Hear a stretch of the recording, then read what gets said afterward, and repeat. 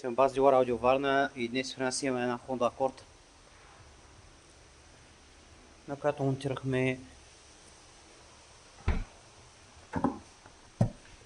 тази камерка за задно виждане, паркиране.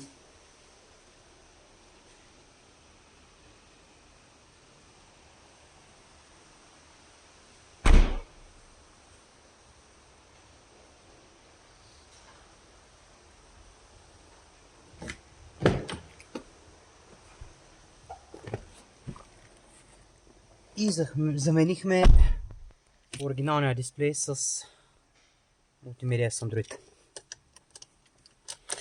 Като тук звука си остава, минава през оригиналната система, чрез оригиналното радио.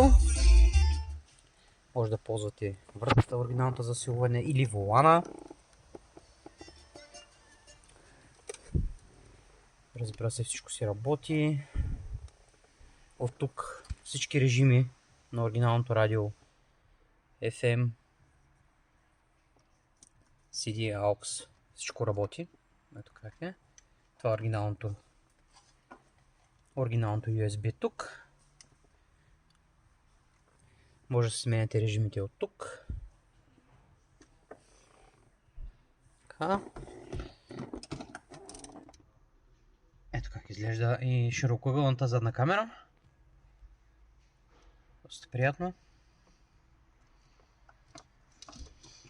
Общо взето звука минава през посредством AUX от мултимедията към оригиналната система, към оригиналното радио. В случай, че искате да слушате само радио, може да си го слушате през оригиналната система на оригиналната антена на колата, която, разбира се, ще хващат по-добър сигнал.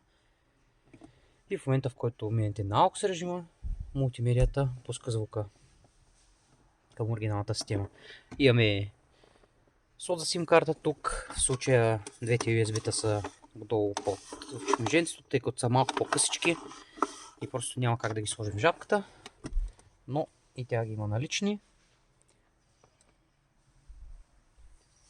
Ако искате и за вашата Honda такъв тип мултимедия, заповядайте при нас.